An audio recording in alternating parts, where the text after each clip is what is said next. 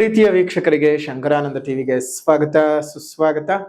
ಇವತ್ತಿನ ವಿಡಿಯೋನಲ್ಲಿ 3ನೇ ತಾರೀಕು 3ನೇ ತಿಂಗಳ 2026 ಪೌರ್ಣಮಿ ದಿವಸ ನಡೀತಾ ಇರತಕ್ಕಂತಹ ಚಂದ್ರಗ್ರಹಣ, ಕೇತುಗ್ರಸ್ತ ಚಂದ್ರಗ್ರಹಣ. ಈ ಚಂದ್ರಗ್ರಹಣದ ವಿಶೇಷವಾದ ಮಾಹಿತಿಯನ್ನು ಪಡ್ಕೊಳ್ಳೋಣ. ಯಾವ್ಯಾವ ರಾಶಿಗೆ ಶುಭ ಇದೆ, ಯಾವ್ಯಾವ ರಾಶಿ ಅಶುಭ ಇದೆ, ಯಾವ್ಯಾವ ರಾಶಿಗಳಿಗೆ ಮಧ್ಯಮ ಫಲ ಇದೆ, ಮತ್ತು ಗ್ರಹಣದ ಸಮಯವೇನು, ಗ್ರಹಣದ ಸಂದರ್ಭದಲ್ಲಿ ನಾವು ಏನ್ ಮಾಡಬೇಕು, ಏನ್ ಮಾಡಬಾರ್ದು ಅನ್ನುವಂತಹ ಸಂಪೂರ್ಣವಾದ ಮಾಹಿತಿಯನ್ನ ಈ ವಿಡಿಯೋನಲ್ಲಿ ತಿಳ್ಕೊಳ್ಳೋಣ. ಅದಕ್ಕಿಂತ ಮುಂಚಿತವಾಗಿ ಯಾರಾದ್ರೂ ಶಂಕರಾನಂದ ಟಿವಿ ಯೂಟ್ಯೂಬ್ ವಾಹಿನಿಯನ್ನ ಸಬ್ಸ್ಕ್ರೈಬ್ ಮಾಡ್ಕೊಂಡಿಲ್ಲ ಅಂದ್ರೆ ಸಬ್ಸ್ಕ್ರೈಬ್ ಮಾಡ್ಕೊಳ್ಳಿ. ಇನ್ಸ್ಟಾಗ್ರಾಮ್ ಪೇಜ್ ಮತ್ತು ಫೇಸ್ಬುಕ್ ಪೇಜ್ ಅನ್ನ ಫಾಲೋ ಮಾಡ್ತಾ ಇಲ್ಲ ಅಂದ್ರೆ ಫಾಲೋ ಮಾಡಿ. ಅದರಿಂದ ನೆಕ್ಸ್ಟ್ ಅಪ್ಲೋಡ್ ಮಾಡುವಂತಹ ವಿಡಿಯೋಗಳು ನಿಮಗೆ ನೋಟಿಫಿಕೇಶನ್ ಮುಖಾಂತರ ಬಂದು ತಲುಪತ್ತೆ. ಹೊಸ ಹೊಸ ಮಾಹಿತಿಗಳನ್ನ ತಿಳ್ಕೊಳ್ಳೋದಕ್ಕೆ ಸಾಧ್ಯವಾಗುತ್ತೆ ಅಂತ ತಿಳಿಸ್ತಾ, ನೋಡಿ, ಈ ಒಂದು 3ನೇ ತಾರೀಕಿನಂದು ನಡೀತಾ ಇರತಕ್ಕಂತಹ ಗ್ರಹಣವು ಒಂದು ಸಿಂಹ ರಾಶಿ, ಉಬ್ಬಾ ನಕ್ಷತ್ರ, ಪೂರ್ವ ಫಲ್ಗುಣಿ ನಕ್ಷತ್ರ 2ನೇ ಪಾದದಲ್ಲಿ ನಡೆಯುತ್ತೆ. ಕರ್ಕಾಟಕ ಲಗ್ನದಲ್ಲಿ ಶುರುವಾದ್ರೆ ಸಿಂಹ ಲಗ್ನದಲ್ಲಿ ಮುಕ್ತಾಯವಾಗ್ತದೆ. ಮೋಕ್ಷಕಾಲ ಸಿಂಹ ಲಗ್ನದಲ್ಲಿ ಆಗ್ತದೆ. ಗ್ರಹಣ ಸ್ಪರ್ಶಕಾಲ ನೋಡಿದಂತಹ ಸಂದರ್ಭದಲ್ಲಿ ನಮಗೆ ಸ್ಪರ್ಶಕಾಲ ಮಧ್ಯಾಹ್ನ 3:13, ನಿಮೀಲನ ಕಾಲ 4:44, ಮಧ್ಯಕಾಲ 5 ಗಂಟೆಗೆ, ಉನ್ಮೀಲನ ಕಾಲ 5:33 ಮತ್ತು ಮೋಕ್ಷ ಕಾಲ 6:47. ಈಗ ಹಲವು ಜನರಿಗೆ ಜಿಜ್ಞಾಸು ಶುರುವಾಗ್ತದೆ, ಮಧ್ಯಾಹ್ನ 3 ಗಂಟೆಯಿಂದ ಗ್ರಹಣ ಬಡಿತು ಅಂತ ಹೇಳಿದ್ರೆ ನಮಗೆ 3 ಗಂಟೆಗೆ ಚಂದ್ರನೇ ಕಾಣಿಸೋದಿಲ್ವಲ್ಲ ಅಂತ. ನೋಡಿ, ಚಂದ್ರೋದಯ ಅವತ್ತಿರ್ತಕ್ಕಂಥದ್ದು 6:33 ಅಥವಾ 34 ಆ ಸಮೀಪ ಕಾಲಘಟ್ಟದಲ್ಲಿ. ಹಾಗಾಗಿ ನಮಗೆ ಭಾರತದಲ್ಲಿ ಮಾತ್ರ ಅಲ್ಲ, ಕರ್ನಾಟಕದ ಸಂಪೂರ್ಣದಲ್ಲಿ ಎಲ್ಲಾ ಭಾಗಗಳಲ್ಲೂ ಕಾಣಿಸ್ತದೆ ಮೋಕ್ಷ ಕಾಲ ಮಾತ್ರ. ಹಾಗಾಗಿ ಈ ಒಂದು ಮೋಕ್ಷ ಕಾಲದ ಆ ಸಂದರ್ಭ ಇರೋ ಮಾತ್ರದಲ್ಲೇ ನಿಮ್ಗಂತಹ ಗ್ರಹಣಾಚರಣೆಯ, ಸಂಪೂರ್ಣವಾದ ಗ್ರಹಣಾಚರಣೆಯ ವಿಭಾಗಗಳು ಇರೋದಿಲ್ಲ. ಜೊತೆಗೆ ಇದು ಚಂದ್ರಗ್ರಹಣ ಆಗಿರೋದ್ರಿಂದ ಚಂದ್ರಗ್ರಹಣಕ್ಕೆ ತುಂಬಾ ನಿರ್ದಿಷ್ಟವಾಗಿ ಸೂರ್ಯಗ್ರಹಣದ ರೀತಿನಲ್ಲಿಯೇ ಆಚೆ ಹೋಗ್ಬಾರ್ದು, ನೋಡ್ಬಾರ್ದು, ಆ ತರಹದ್ದೇನು ಕಂಡೀಷನ್ ಏನು ಇಲ್ಲ. ನೀವು ಬರಿಗಣ್ಣಿನಲ್ಲೂ ಸಹ ಚಂದ್ರಗ್ರಹಣವನ್ನು ನೋಡೋಕೆ ಅವಕಾಶ ಇದೆ. ಸೊ ಹಾಗಾಗಿ ನೀವು ನೋಡಿ ನೆಮ್ಮದಿ ಸಂತೋಷವನ್ನು ಪಟ್ಕೊಳ್ಳಿ.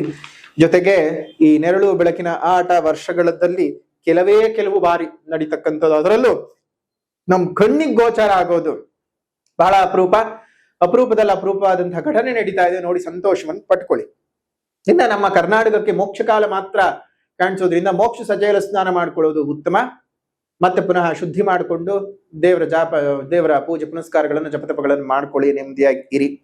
ಇನ್ನು ಕರ್ನಾಟಕದಲ್ಲಿ ಕೇವಲ ಮೋಕ್ಷ ಕಾಲ ಅಂತ ಮಾತ್ರನೇ ಹೇಳಿದ್ದೇವೆ. ಸೊ ಹಾಗಾಗಿ ನಿಮಗೆ ಇದು ತೊಂದರೆ ತಾಪತ್ರೆಗಳು ಅಂಥದ್ದು ಪ್ರಕೃತಿಯ ಮೇಲೆ ಆದದ್ದನ್ನ ನಾವು ಪ್ರತಿಯೊಬ್ಬರು ಅನುಭವಿಸ್ಬೇಕು. ವೈಯಕ್ತಿಕವಾಗಿ ರಾಶಿಗಳು ಅಂತ ಬಂದಾಗ ನಾವು ಹೇಳ್ತಾನೆ ಇರ್ತೀವಿ, ಪ್ರತಿ ಗ್ರಹಣ ಬಂದಾಗ ಈಗ ಹೇಳುವಂತ ಸೂತ್ರನೇ ತಾವೆಲ್ಲರೂ ಸಹ ಒಂದು ಪುಸ್ತಕ ತೆಗೆದು ಬರೆದಿಟ್ಕೊಳ್ಳಿ.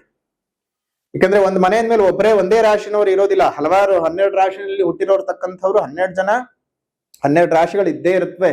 ಒಬ್ಬೊಬ್ರದೊಂದೊಂದು ರಾಶಿ, ಒಬ್ಬೊಬ್ರದೊಂದೊಂದು ನಕ್ಷತ್ರಗಳಿದ್ದೇ ಇರ್ತವೆ. ಹಾಗಾಗಿ ಗ್ರಹಣ ನಡೆದಾಗ ನಿಮಗೆ ಶುಭ ಹೌದಾ ಅಲ್ವಾ, ಇದು ಮಧ್ಯಮ ಫಲನ ಅಶುಭ ಫಲನ ಅಂತ ತಿಳ್ಕೊಳ್ಳೋದು ಹೇಗೆ ಅಂತಂದ್ರೆ, ಈಗ ನಾವು ಹೇಳ್ತಕ್ಕಂಥ ಕೋಷ್ಟಕ ಎಷ್ಟು ಸರಳವಾಗಿ ಹೇಳಿದ್ರು ಎಷ್ಟೋ ಜನಕ್ಕೆ ಅರ್ಥವೇ ಆಗಲ್ಲ. ಪಾಪ ಎಷ್ಟೋ ಜನ ಅರ್ಥ ಮಾಡ್ಕೋತೀರ.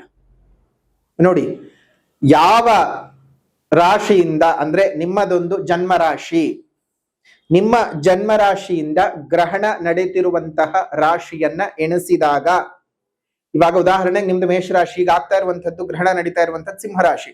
ಮೇಷದಿಂದ ಸಿಂಹ 5ನೇ ರಾಶಿ, ಮೇಷ, ವೃಷಭ, ಮಿಥುನ, ಕಟಕ, ಸಿಂಹ 5ನೇ ರಾಶಿ ಆಯ್ತು. ಹೀಗೆಯೇ ನಿಮ್ಮ ಜನ್ಮ ರಾಶಿಯಿಂದ ಎಣಿಸಿದಾಗ ಗ್ರಹಣ ನಡೆತಾ ಇರ್ತಕ್ಕಂತಹ ರಾಶಿಯು 1ನೇ ರಾಶಿಯಾಗಿದ್ದರೆ, 4ನೇ ರಾಶಿಯಾಗಿದ್ದರೆ, 8ನೇ ರಾಶಿಯಾಗಿದ್ದರೆ, 12ನೇ ರಾಶಿಯಾಗಿದ್ದರೆ ಅಶುಭದ ಫಲಗಳು.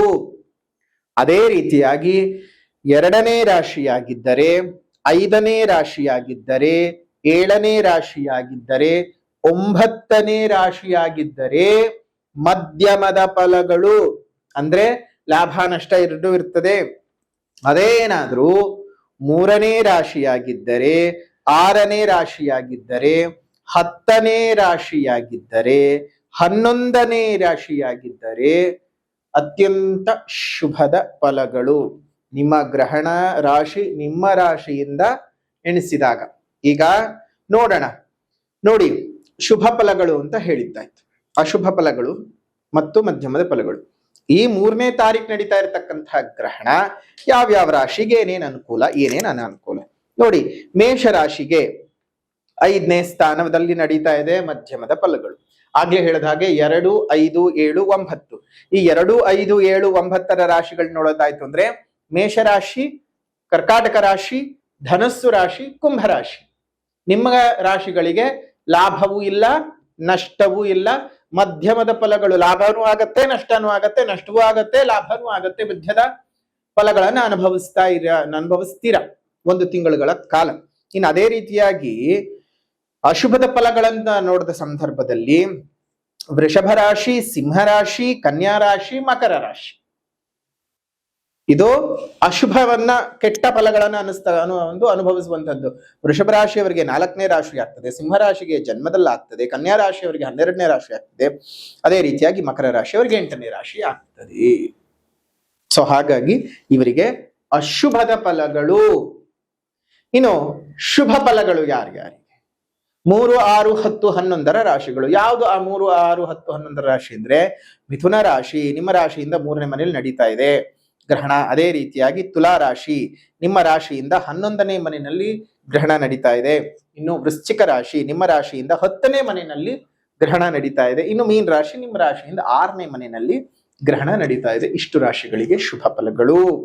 ಅಂದ್ರೆ ಶುಭ ಫಲಗಳು ಬರ್ತಾ ಇರ್ತಕ್ಕಂತಹ ರಾಶಿಗಳು ಯಾವ್ದ್ಯಾವ್ದಪ್ಪ ಈ ಒಂದು ಗ್ರಹಣ ಕಾಲದಲ್ಲಿ ಅಂತಂದ್ರೆ ಮಿಥುನ ರಾಶಿ, ತುಲಾ ರಾಶಿ, ವೃಶ್ಚಿಕ ರಾಶಿ, ಮೀನ ರಾಶಿಯವರಿಗೆ ಅತ್ಯಂತ ಶುಭದ ಫಲಗಳು.